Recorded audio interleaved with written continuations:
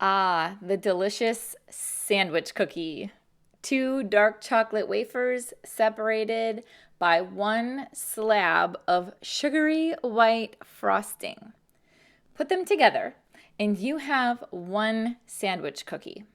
Notice how this cookie is one more complex item made from three simpler items. What you're seeing here very closely represents a chemical equation, and it's a very useful and important piece of information. It will help us answer all kinds of questions about how many ingredients we need or how many sandwich cookies we can produce. Now, normally when representing chemical equations, those ones in front of the products and reactants are left out. I'm going to leave them in because they will help us visualize the ratios of products and reactants, and it will help us when we answer questions about the creation of these sandwich cookies. For example, if you are given 10 frostings, how many sandwich cookies can you make? The important thing we need to know here to answer this is the recipe. We need to know the ratios. So based on the recipe, one frosting creates one sandwich cookie. So that means that 10 frostings create 10 sandwich cookies. The numbers to the left of these reactants and products are so important. Chemists call those numbers coefficients, and they give us the ratios we need in our recipes. In this example, one sandwich cookie was made with one frosting, and that gives us a 1-to-1 ratio. Let's try another one. If you need to make 50 cookie sandwiches for a group of people, how many chocolate wafers will you need? Looking at the ratios, for every one cookie sandwich that you need to make, it will require 2 chocolate wafers.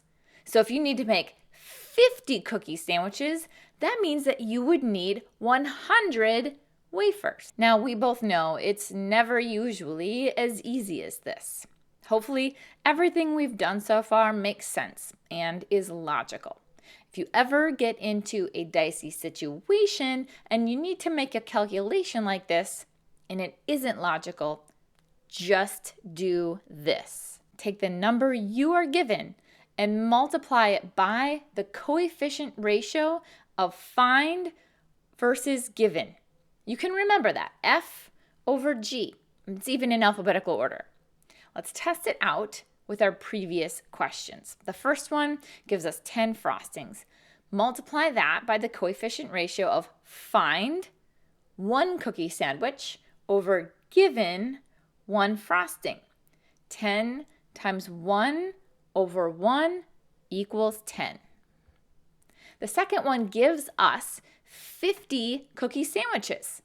Multiply that by the coefficient ratio of the find 2 wafers over given 1 sandwich cookie.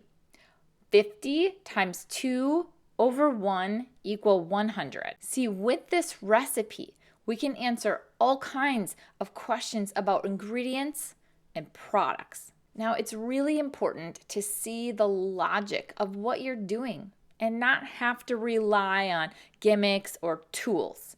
But it's equally important to have a system and plan in case you get stuck. So practice using both logic and the F over G multiplier.